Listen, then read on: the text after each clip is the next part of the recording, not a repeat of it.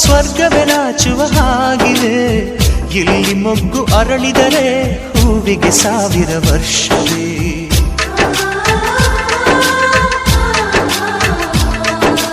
ಕಣ್ಣೆರಡು ಇರಬಹುದು, ನೋಟಗಳೊಂದೇ ಅಲ್ಲವೇ?